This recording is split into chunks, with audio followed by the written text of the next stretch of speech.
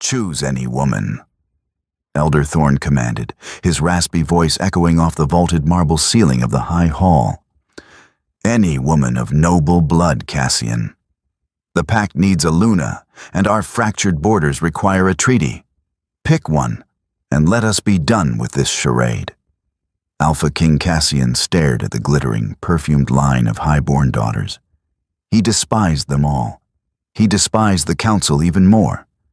Before Cassian could utter a word of refusal, a low, thunderous growl shattered the heavy silence. Ghost, his massive, battle-scarred warhound, a beast that tolerated absolutely no one but the king, broke rank. Ghost didn't approach the velvet-clad ladies. He stalked past them, nose to the cold floor, until he stopped in the shadows at the absolute edge of the hall. With a heavy huff, the terrifying canine dropped his massive head into the lap of a trembling servant girl clutching an empty silver tray.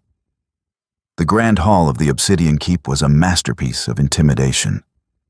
High, arched windows let in the pale moonlight, casting long, knife-like shadows across the polished black stone floor. Tonight, the air was suffocatingly thick. It smelled of expensive floral perfumes, nervous sweat, and the sharp, metallic tang of political desperation. Cassian sat on the elevated throne, his posture deceptively relaxed. To the untrained eye, the Alpha King looked bored. His dark eyes lazily scanned the 20 young women presented before him. They were the daughters of the most powerful alphas in the territory. Draped in silks and rare jewels, their necks bared in a display of submission that turned Cassian's stomach. They were terrified of him, yet desperate for the crown. Beside Cassian sat Ghost. The warhound was an Irish wolfhound mix, standing nearly 3 feet at the shoulder, with a coat the color of storm clouds and a face marred by a jagged scar from the northern rebellions. Ghost was not a pet. He was a soldier. He hated crowds, hated sudden movements, and notoriously hated the cloying scent of the nobility. "We are waiting, my king," Elder Thorn pressed, stepping forward. The old wolf's eyes gleamed with thinly veiled ambition. "Lady Alara of the River Pack brings a dowry of 300 acres. Lady Vivian of the Summit Pack offers undisputed access to the iron mines. The choice is yours, but a choice must be made tonight." Cassian's jaw tightened. He shifted his weight, the leather of his armor creaking in the suffocating quiet of the room. He had spent the last 5 years bleeding in the mud to secure these borders, and now they wanted to cage him with a marriage certificate. In the far corner of the hall, half hidden behind a towering marble pillar, stood Luna. She wasn't supposed to be visible. Her job was to collect the discarded crystal champagne flutes from the perimeter tables and vanish back into the labyrinthine kitchens before anyone of consequence noticed her. She wore the drab, coarse wool uniform of the keep's domestic staff. Her dark hair was hastily pinned back, and a faint smudge of hearth ash stained her left cheekbone. Luna kept her eyes glued to the floor. She had learned long ago that invisibility was the only true armor for someone without rank, without family, and without power. But her heart was hammering a frantic rhythm against her ribs. The sheer predatory energy radiating from the throne was making it hard to breathe. Suddenly, the rhythmic tapping of Cassian's fingers against the armrest stopped. A low rumble vibrated through the floorboards. Ghost stood up. The collective breath of the room vanished. Several of the noble women instinctively stepped back, their silk gowns rustling loudly in the dead silence. Ghost's amber eyes swept the room, entirely ignoring the line of potential queens. He lowered his massive head, his nostrils flaring as he caught a scent. Thump, thump, thump. The hound's heavy paws echoed as he descended the 3 marble steps of the dais. Cassian did not call him back. The king merely watched, his dark eyes narrowing with sudden, intense focus. Ghost bypassed Lady Alara. He didn't even glance at Lady Vivienne. He walked with the slow, deliberate gait of a predator tracking a wounded deer, moving straight toward the shadows at the edge of the room. Luna squeezed her eyes shut, pressing her spine so hard against the marble pillar she thought her bones might snap. Please, she prayed to whatever goddess was listening. Please just walk past. The heavy, warm breath of the beast washed over her knuckles. Luna froze. The empty silver tray in her hands rattled against her trembling thighs. She slowly opened her eyes and looked down. Ghost, the terrifying beast who had ripped the throats from enemy generals, was sitting squarely in front of her. He looked up at her with intelligent, amber eyes. Then, with a soft whine that echoed like a gunshot in the silent hall, the massive hound rested his heavy, scarred chin directly onto her rough, ash-stained hands. Someone in the center of the hall dropped a glass. It shattered, the sound ringing out like a death knell. Luna's breath hitched in her throat. She stared at the hound, then slowly, agonizingly, lifted her gaze past the beast, across the vast expanse of the black marble floor, straight to the throne. Alpha King Cassian was looking directly at her. And for the first time all evening, the king did not look bored. "Get that beast away from the servant!" Elder Thorne's voice cracked like a whip, shattering the fragile, suspended animation of the hall. His face had mottled into a furious, bruised plum color. "Guards, remove the hound and throw that girl in the dungeons for disrupting the ceremony." Two heavily armored guards at the perimeter stepped forward, their hands resting on the hilts of their swords. "Take one more step." Cassian's voice rang out, quiet but carrying a lethal, vibrating undertone. "And you will leave this hall without your heads." The guards froze instantly, their eyes wide, boots glued to the floor. Cassian stood slowly. He was a towering figure, broad-shouldered and lean, moving with the fluid, coiled grace of a snake ready to strike. He didn't look at Thorne. He didn't look at the outraged, humiliated noblewomen. He only looked at the girl pinned against the pillar. Luna felt the blood drain from her face. She tried to pull her hands back, to drop the tray, to run. But Ghost whined sharply and pressed his heavy chin harder against her wrists, pinning her in place. The hound was deliberately keeping her there.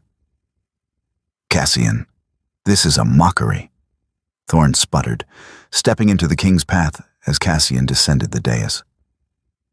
"The hound is confused. The girl reeks of the kitchens, of cooked meat. She is distracting him. You cannot possibly entertain this." "Ghost is never confused," Cassian interrupted softly, finally turning his dark, fathomless gaze onto the elder. He tracked a rogue assassin through a blizzard for 3 days using only the scent of a dropped glove. He is not distracted by kitchen grease. Cassian stepped around the sputtering elder and began the long walk across the floor. The crowd parted for him as if repelled by a magnetic force. As the Alpha King drew closer, Luna's survival instinct screamed at her to drop to her knees and bare her neck. It was the law. It was instinct. Yet her knees remained locked. Her hands, still trapped beneath the hound's jaw, were trembling violently. But her chin remained level. She stared at the king's chest, unable to meet his eyes, focusing on the intricate silver embroidery on his dark leather tunic. Cassian stopped 2 feet away from her. Up close, the sheer physical presence of the man was overwhelming. He smelled of pine, cold air, and something dangerously electric. He looked down at Ghost. The hound wagged his tail once, a slow, sweeping thump against the marble floor, and looked from the girl to the king. "He's never done that," Cassian murmured, his voice pitched so low only Luna could hear it. Luna swallowed hard, her throat sand dry. I don't have food on me, sire. I swear, I was only collecting glasses." Her voice was a raspy whisper, rusty from disuse. Cassian tilted his head, studying her face. He noted the coarse wool of her dress, the frayed edges of her collar, the ash on her cheek. But his gaze lingered on her eyes. They were a startling, clear gray, like the sky just before a heavy snowfall.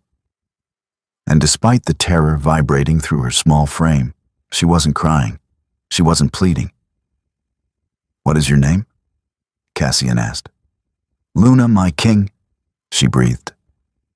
A heavy, absolute silence fell over the immediate area. Luna, the title they were trying to force upon him, given as a name to the lowest servant in his keep. The irony tasted like ash. "Sire." Elder Thorn had followed him, his voice shaking with indignant rage. "The council demands a choice. The packs are waiting for an alliance." Cassian didn't break eye contact with the servant girl. He saw the way her jaw tightened at Thorn's words. He saw the faint, barely visible white scar that peeked out from the collar of her coarse dress. There was a story there. Ghost smelled it, and Cassian suddenly wanted to know it. "The council told me to choose any woman," Cassian said, his voice carrying effortlessly across the dead silent hall. "Those were your exact words, Thorn." "Any woman," Thorn gasped. "You cannot be serious. She is a nameless rat. She has no bloodline, no dowry, no power." "She has my hound's approval," Cassian replied coldly, finally turning to face the elder. "Which is a damn sight more than any of you have." Cassian reached out. Luna flinched, bracing for a strike. Instead, his large, calloused hand wrapped gently but firmly around her wrist, lifting her hand away from the dog. Ghost immediately stood up and leaned his heavy side against her leg, a clear, physical barrier against anyone else. "The ceremony is over," Cassian declared to the stunned room. He looked down at the wide-eyed servant girl. "Come with me." They bypassed the kitchens entirely. Cassian led her through a set of heavy oak doors that Luna had spent her entire life scrubbing the hinges of, but had never once stepped through. They entered the royal wing. The stone floors here were covered in plush, crimson carpets that swallowed the sound of their footsteps. The air smelled of beeswax and expensive hearthwood. Luna's mind was entirely blank. The shock was so profound it had anesthetized her terror, leaving only a hollow, ringing sensation in her ears. Ghost walked closely at her side, his shoulder occasionally bumping her thigh, keeping her moving forward. Cassian didn't say a word until he pushed open a set of double doors leading into a massive, opulent bedchamber. He gestured for her to enter. Luna stepped inside, clutching her empty silver tray to her chest like a shield. The room was larger than the entire servants' quarters. A massive four-poster bed dominated the center, draped in dark furs and silk sheets. A fire crackled warmly in the hearth. Cassian stepped in behind her and closed the doors. The heavy click of the lock sounded like a prison door slamming shut. Luna instantly retreated, backing up until her shoulders hit the cold stone of the fireplace mantel. "Please," she whispered, the numbness finally breaking, allowing the panic to flood back in. I don't know what you want from me. I have nothing." Cassian walked to a heavy oak side table and poured 2 glasses of amber liquid from a crystal decanter. He offered one to her. She didn't move. He set the glass down on a nearby table. Taking a slow sip from his own, he watched her over the rim. "I don't want anything from you, Luna," he said, his voice shedding the commanding alpha resonance he used in the hall, dropping to a tired, grounded register. "You can put the tray down?" She didn't drop it. Her knuckles were white. "If you don't want anything, then why am I here? They will kill me. Elder Thorn will have me gutted the moment you leave the keep." "Elder Thorn cannot touch you in this wing," Cassian said, stepping closer to the fire. He looked exhausted. The lines around his eyes deepened in the firelight. And you are here because if I had chosen one of those high-born daughters tonight, I would have handed half my army over to a rival pack. The council wants a puppet queen they can control to keep me on a leash. Luna stared at him, her chest heaving. So you used me, to spite them. Cassian paused, lowering his glass. He seemed genuinely surprised by her bluntness. Servants didn't speak to the Alpha King with accusations. They spoke with apologies. Yes, he admitted, entirely unashamed. I did. But I also trust my hound. He looked down at Ghost, who had curled up on a massive fur rug near Luna's feet. Ghost doesn't just sniff out assassins. He senses intent. He senses survivors. He walked past 20 women drenched in expensive perfume to find a girl hiding in the ash. Why? Luna clamped her mouth shut. She looked away, staring into the flickering flames. You're not trembling anymore, Cassian noted quietly. Luna stiffened. He was right. The violent shaking in her limbs had stopped. You were terrified in the hall, Cassian continued, taking a slow step toward her. He moved carefully, reading her body language like a battlefield map. But you weren't terrified of me. You didn't flinch when I approached. You flinched when Thorn yelled. You were terrified of being seen. Luna's grip on the tray tightened so hard her fingers ached. I am a servant. Being seen means being punished. Don't lie to me, Cassian murmured. He was close enough now that she could feel the heat radiating from him. He reached out and gently took the silver tray from her rigid fingers, setting it aside. You have the posture of someone who has been beaten, but the eyes of someone who fought back. Where did you get the scar on your collarbone? Luna slapped her hand over her throat, her eyes flashing with sudden, defensive fire. It was the first time she had looked directly into his eyes since they entered the room. I fell, she lied smoothly. Cassian stared at her, the corner of his mouth twitching upward in a dark, humorless smile. It was a terrible lie, and they both knew it. You're going to sleep here tonight, Cassian said, stepping back and breaking the intense proximity. In the bed. I will take the couch in the study next door. Tomorrow, the council will demand an audience.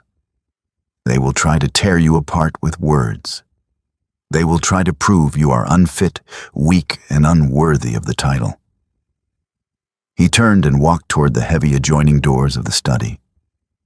He paused, his hand on the brass handle, and looked back at her over his shoulder. Prove my hound right, Luna. Survive them. Luna did not sleep.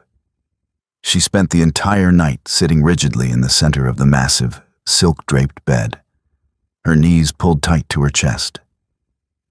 The fire in the hearth slowly burned down to glowing amber embers, casting long, shifting shadows across the opulent room. Ghost never left her side. The massive warhound had curled into a heavy, breathing barricade at the foot of the bed, his ears twitching at every distant sound in the keep. His presence was the only thing keeping Luna's racing heart from shattering her ribs. When the first pale light of dawn crept through the heavy velvet curtains, a sharp knock shattered the silence. Luna flinched. Before she could move, the double doors clicked open. A procession of 4 senior maids entered, carrying a heavy brass bathtub, buckets of steaming water, and an assortment of garments draped over their arms. Leading them was Mrs. Gable, the keep's head housekeeper, a woman whose heavy, calloused hands had boxed Luna's ears more times than she could count. Mrs. Gable stopped dead in her tracks when she saw Luna sitting on the king's bed. The older woman's face drained of color, her eyes wide with a mixture of absolute shock and deep-seated terror. No one spoke. The silence in the room was heavier than the iron buckets the maids were carrying. Put it down, Luna said. Her voice was raspy, entirely devoid of the meek, trembling tone she had used for years. It shocked even her. The maid scrambled to set the tub down, pouring the steaming water with shaking hands. They didn't dare look at her. They kept their eyes fixed on the floor, terrified of the massive hound that had risen to a sitting position, watching their every move with predatory focus. "The king requests you join him in the corridor in 1 hour." Mrs. Gable choked out, staring at a spot on the wall slightly above Luna's head. She gestured to a dress a younger maid was holding. It was a suffocatingly bright, peach-colored silk gown, dripping with excessive lace and heavy pearls.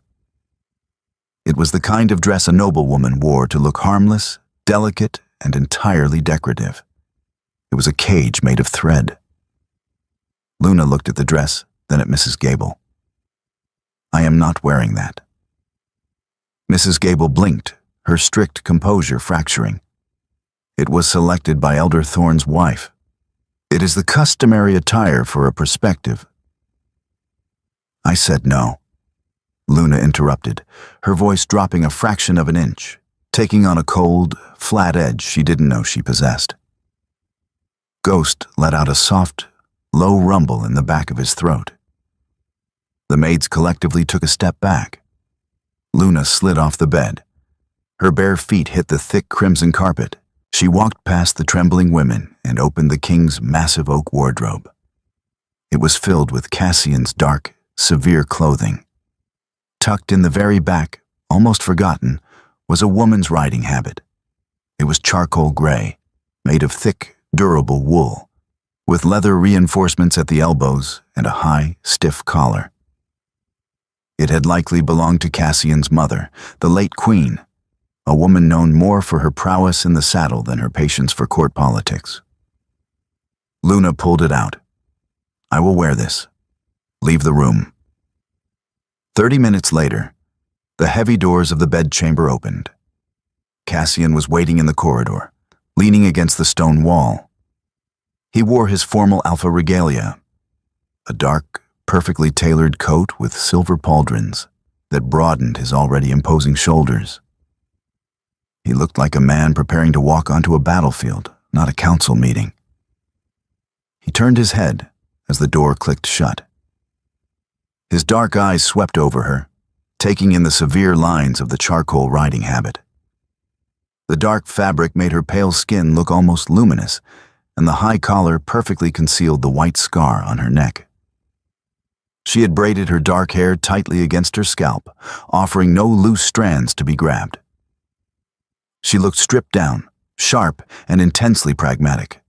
A faint, dangerous glint of approval flashed in Cassian's eyes. "Thorne's wife sent a peach gown. Why aren't you wearing it?"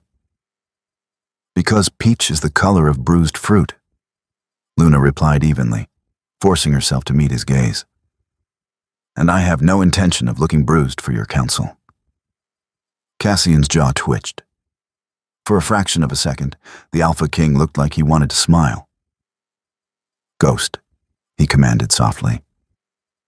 The hound materialized from the shadows, falling perfectly into step on Luna's left side.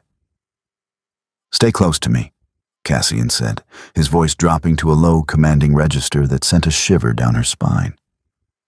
"They will try to trap you with words. Let them speak. The more they talk, the more of their own throats they expose." He didn't offer her his arm. A king did not escort a servant. But as they walked down the long, echoing corridors toward the council chamber, Cassian deliberately matched his long strides to her shorter ones, ensuring she was never more than an inch behind his shoulder. They were going to war. The council chamber was a circular room built of ancient, blood-dark mahogany. 7 large, high-backed chairs were arranged in a semicircle, occupied by the 7 elders of the pack. They looked like vultures perched on a cliff edge, their eyes sharp, hungry, and fixed entirely on the door. When Cassian entered, the elders stood. It was a mandatory show of respect, but the air in the room was thick with insubordination. When Luna stepped through the threshold behind him, a collective, sharp intake of breath hissed through the chamber. Elder Thorn's face immediately contorted into a mask of pure, unfiltered disgust. Cassian walked to the center of the room and took his seat at the head of the heavy wooden table. There was no chair for Luna. It was a deliberate, calculated slight, meant to force her to stand before them like a prisoner awaiting sentencing. Before Thorn could speak, Cassian reached out, grabbed the heavy oak chair to his right, and dragged it across the floor with a loud, violent screech of wood against stone. He positioned it directly beside his own. "Sit," Cassian commanded. Luna sat. She kept her spine rigidly straight, resting her hands in her lap to hide the slight tremor in her fingers. Ghost immediately curled around her boots, his massive weight a grounding anchor in the hostile room. "Alpha King," Elder Thorn began, his voice dripping with false diplomacy. "We convened this morning hoping that the theatrics of last night had passed. The pack is in a fragile state. The Summit pack is demanding an answer regarding Lady Vivian. We cannot afford to insult them over a momentary lapse in judgment." "There was no lapse," Cassian replied, his voice a low, smooth rumble. He leaned back in his chair, looking terrifyingly relaxed. "I was told to choose any woman. I chose." "You chose a floor scrubber." Elder Elias, a thin man with a hooked nose, snapped, slamming his fist onto the table. "A girl with no scent of a pack, no lineage. She has no family, no history, no bloodline to speak of. She is a void, Cassian. A Luna must be the heart of the pack. She must bleed for her people. What does this girl know of our traditions?" "She knows how to survive," Cassian countered coldly, "which is more than I can say for the pampered airs you parade in front of me. Survival is the trait of a rat, not a wolf." Thorn sneered, stepping forward. He signaled to a servant standing in the shadows of the room. "But if the Alpha insists that this creature is worthy of the title, then she must undergo the traditional rite of purity, as is pack law." Cassian's posture instantly shifted. The relaxed demeanor vanished, replaced by a coiled, lethal tension. "The rite of purity is a relic. It hasn't been used in a century." "It is law," Thorn shot back, his eyes gleaming with malicious triumph. "If she is to be Luna, she must prove her fortitude." The servant approached the table, carrying a silver tray. On it sat an ornate, jewel-encrusted chalice. Luna knew immediately what it was. The rite of purity. She had heard whispers of it in the kitchens. The prospective Luna was required to drink a ceremonial wine laced with a tiny, heavily diluted amount of wolfsbane. A true, strong wolf would process the toxin within minutes, proving their supernatural healing. A weak wolf, or a human, would become violently ill. Thorn picked up the chalice and set it firmly on the table in front of Luna. "Drink, girl. Prove you belong in this room." Cassian's hand shot out, his fingers hovering just an inch from the chalice. "Thorn, if you have poisoned my—" "I will take it," Luna interrupted. Cassian's head snapped toward her, his dark eyes wide with warning. "No," his gaze screamed. But Luna was already reaching for the chalice. Her hands were perfectly steady. She wrapped her fingers around the cool metal and lifted it toward her face. She didn't look at the king. She looked dead into Elder Thorn's eyes. She brought the rim of the chalice just below her nose. She inhaled, a slow, deliberate breath. The scent hit the back of her throat like crushed glass. It wasn't the dull, earthy smell of common wolfsbane. It was sharp, sweet, and aggressively metallic. Luna slowly lowered the chalice. The silence in the room was absolute. "Alpine strain," Luna said, her voice echoing clearly off the mahogany walls.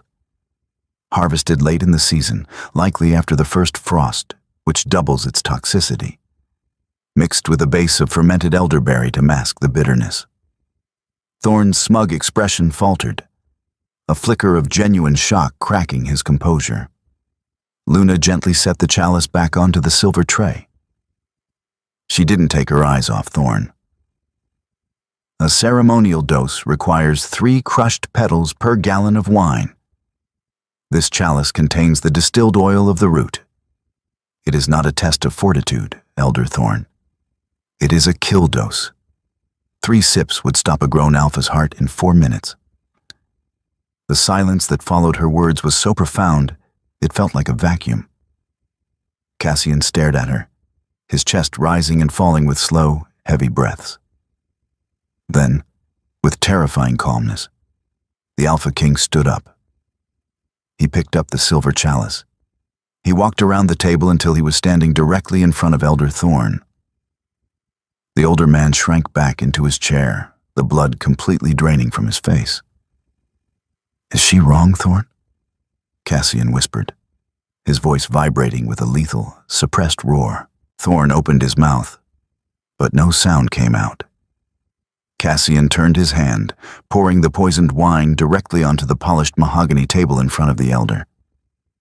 The liquid hissed violently as the potent, acidic toxin immediately began to eat through the expensive varnish, sending up a thin trail of acrid smoke. Cassian dropped the empty chalice onto the ruined wood with a deafening clatter. He looked at the pale, trembling elders. "If anyone else in this room wishes to test my Luna," Cassian said, his eyes black with rage, "you will do it with steel, and you will do it against me." He turned on his heel, grabbed Luna's arm, and marched her out of the chamber. Cassian did not let go of her arm until they were safely behind the locked doors of his private study. The moment the heavy deadbolt clicked into place, the adrenaline holding Luna upright evaporated. Her knees buckled. She didn't fall. Cassian caught her, his large hands gripping her shoulders, lowering her gently into a heavy leather armchair near the unlit fireplace.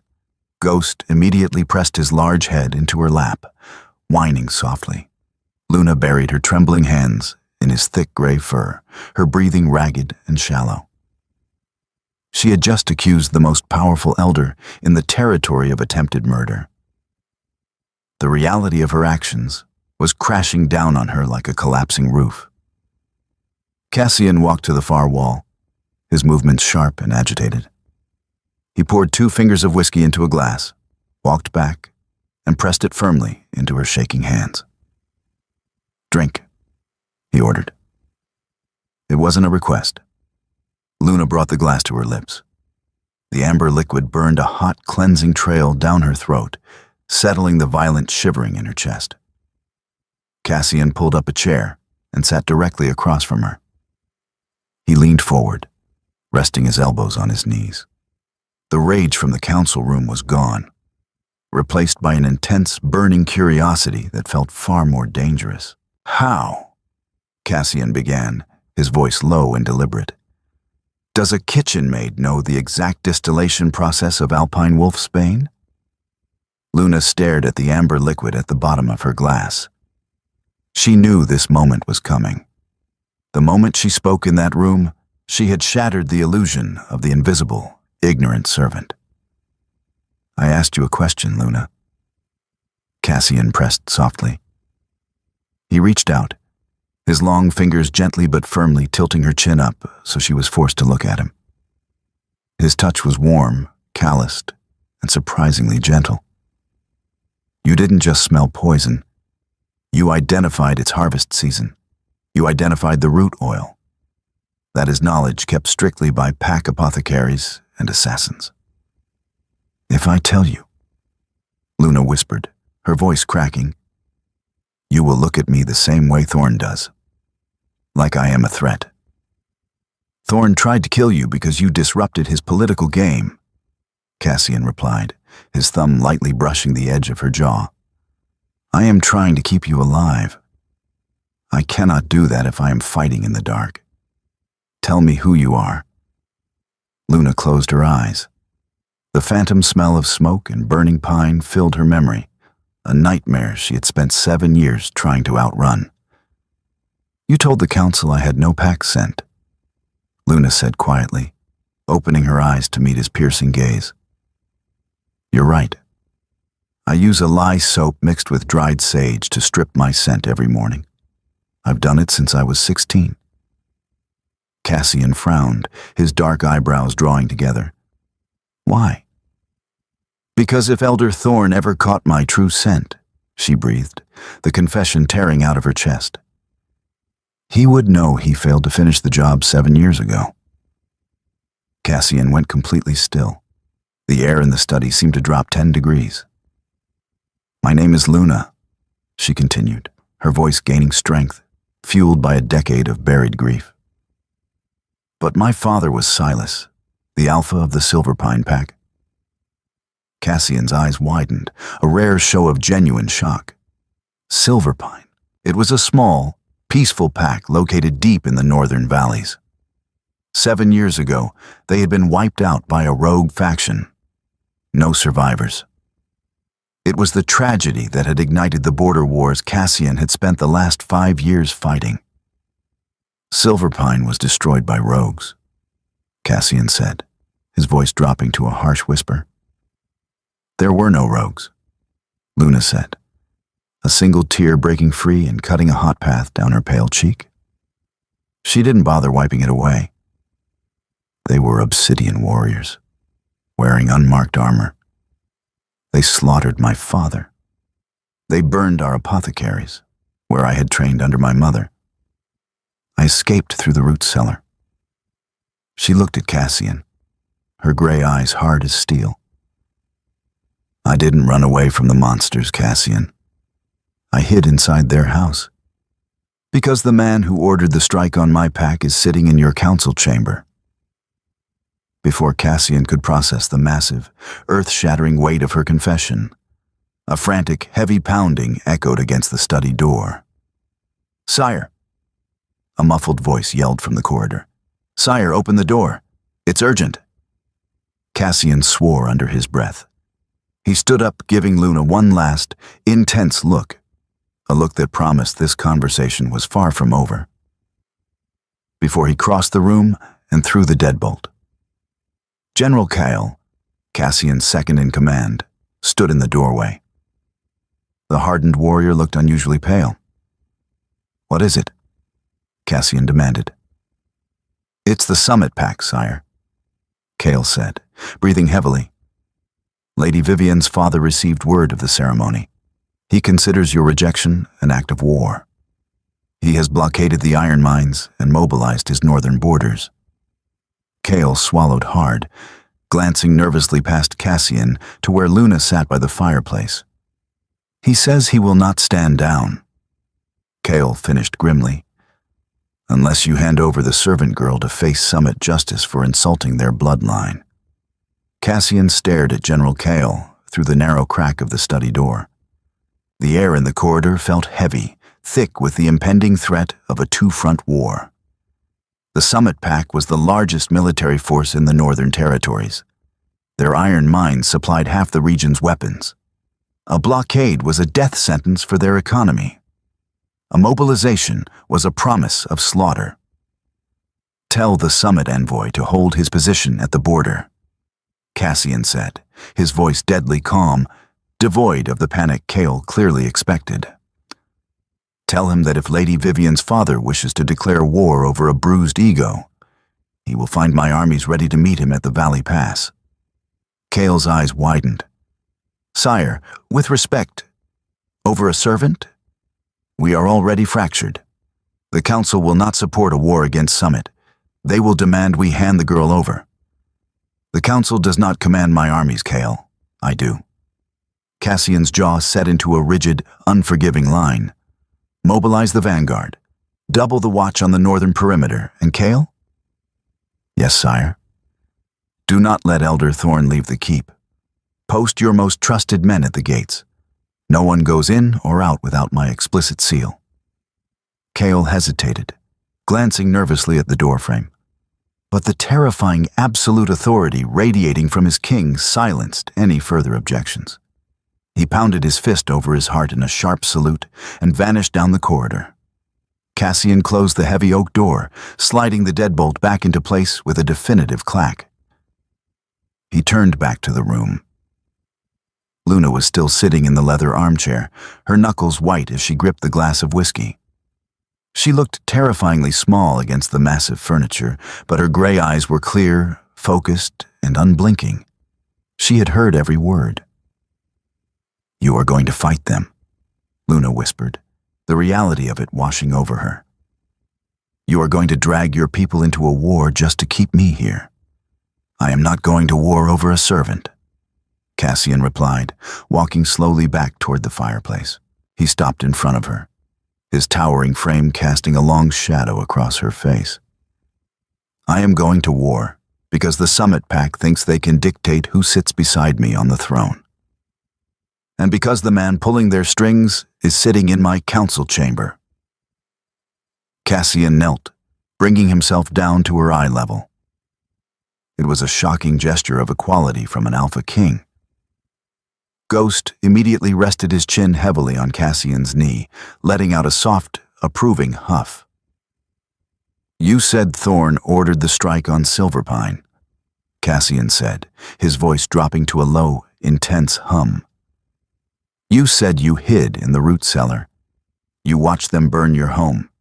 If Thorn used obsidian warriors in unmarked armor, he had to pay them. He had to organize them.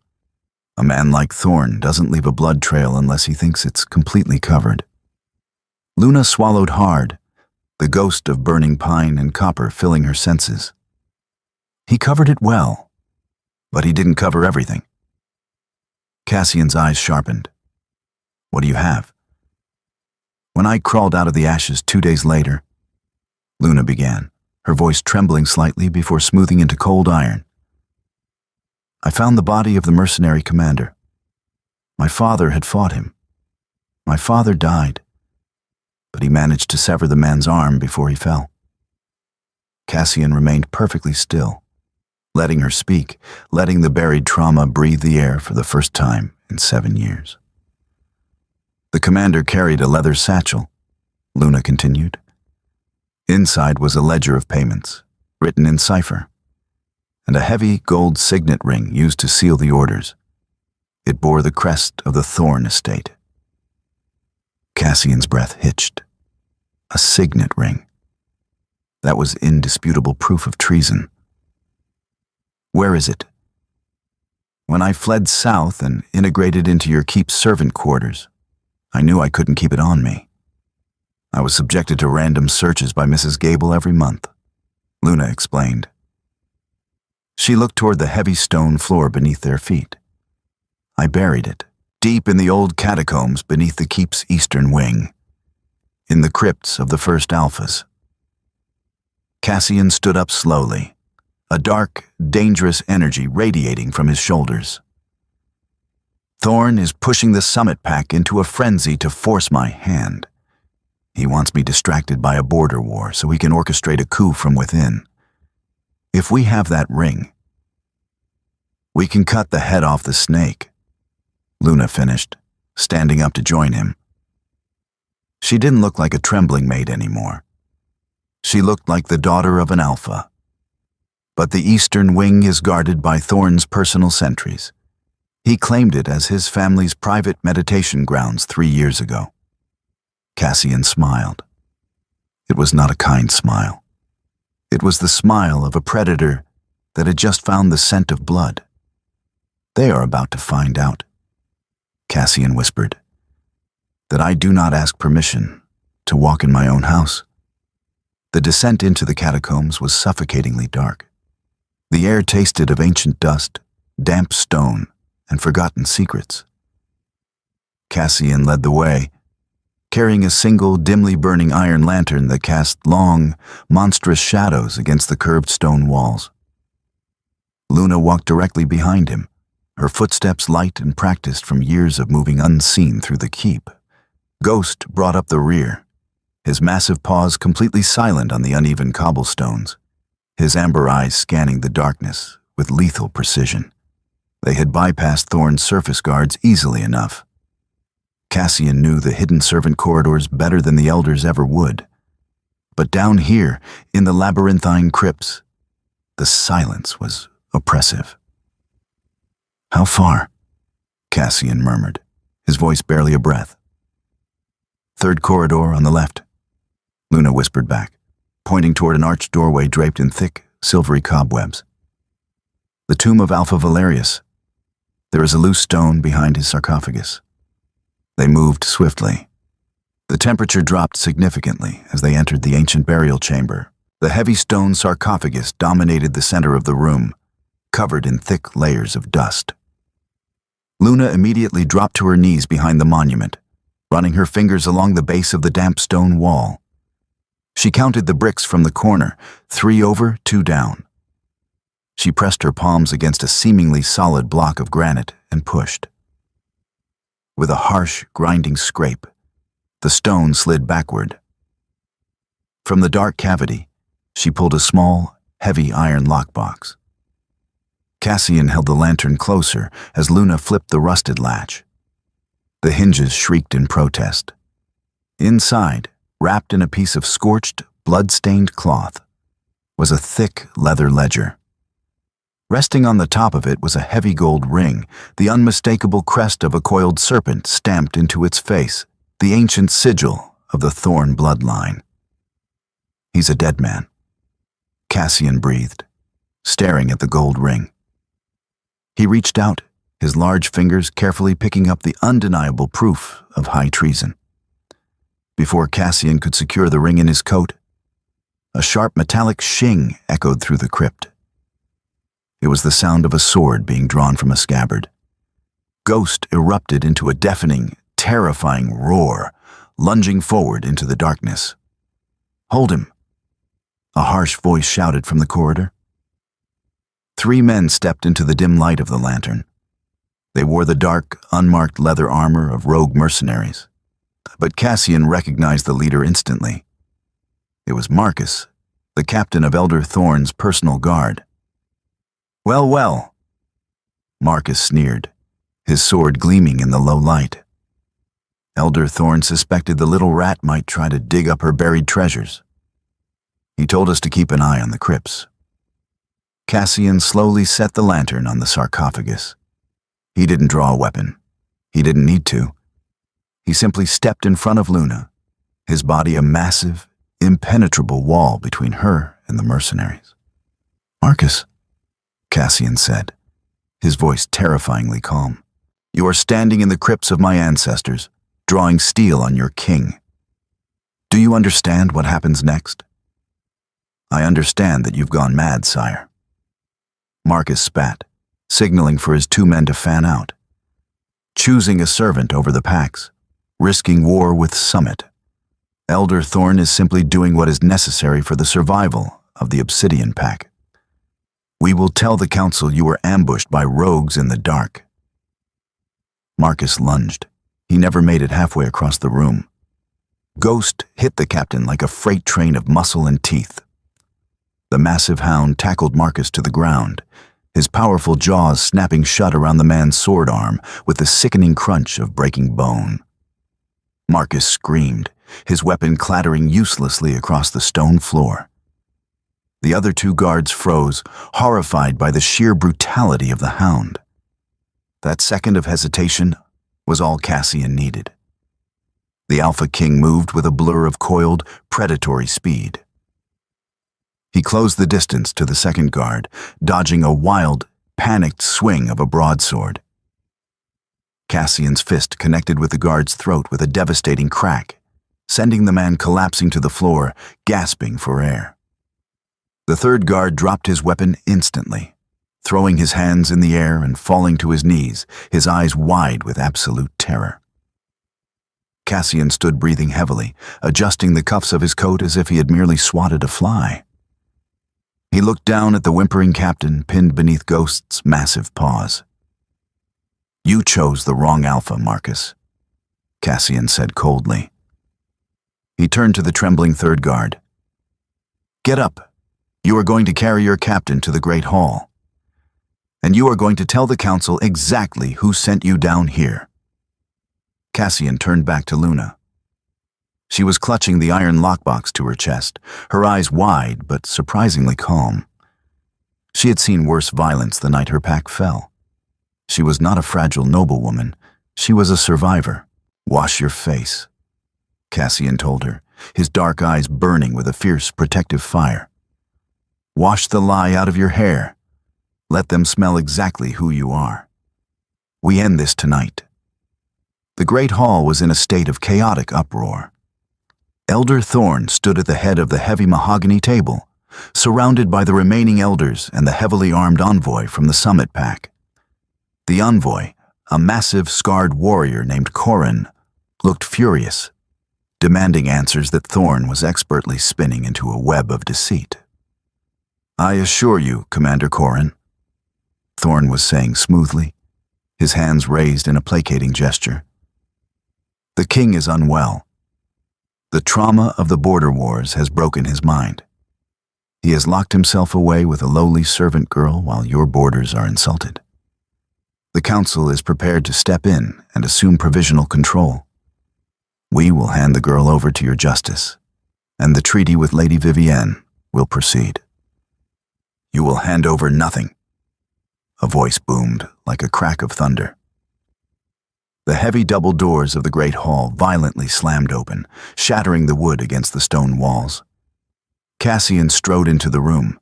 He was covered in crypt dust, his knuckles bruised, but he radiated an aura of pure, suffocating dominance. The ambient chatter in the room instantly died. Every wolf in the hall instinctively lowered their eyes, the sheer gravity of his alpha presence forcing their submission. Following closely behind him were Kale's elite guards, dragging the battered, bleeding forms of Marcus and his mercenaries. They threw the traitors roughly onto the polished marble floor at Thorn's feet. Thorn's face turned the color of ash. He stumbled backward, his back hitting the mahogany table. "What is the meaning of this, Cassian?" Elder Elias stuttered, gripping the edges of his chair. Cassian didn't answer. He reached into his coat and slammed the heavy gold signet ring down onto the table. The sharp clack echoed through the dead silent hall. "Treason," Cassian announced, his voice vibrating with lethal intent. He looked directly at the summit envoy. "Elder Thorn has been manipulating your pack, Corin. He ordered the slaughter of the Silver Pine pack 7 years ago to destabilize the region, and he has been using your outrage tonight as a smokescreen to stage a coup." Corin frowned deeply, looking from the king to the trembling elder. "These are heavy accusations, Cassian. Where is your proof?" "My proof," Cassian said, stepping aside, "is the survivor he failed to kill." The dawn broke crisp and clear over the obsidian keep. On the high stone balcony overlooking the newly unified northern valleys, Cassian and Luna stood side by side, watching the sun chase the shadows from the mountains. Ghost slept peacefully at their feet, the war hound finally at rest. The political machinations were over. The traitors were gone. Luna leaned her head against Cassian's broad shoulder, breathing in the scent of pine and cold air. They had found each other in the ashes. Two hardened survivors forging an empire not through coercion, but through profound, unbreakable trust. The king had chosen his Luna, and the pack would never be the same. If you enjoyed this dramatic tale of betrayal, survival, and unexpected romance, please don't forget to like, share, and subscribe for more original stories. Let us know your favorite moment in the comments below.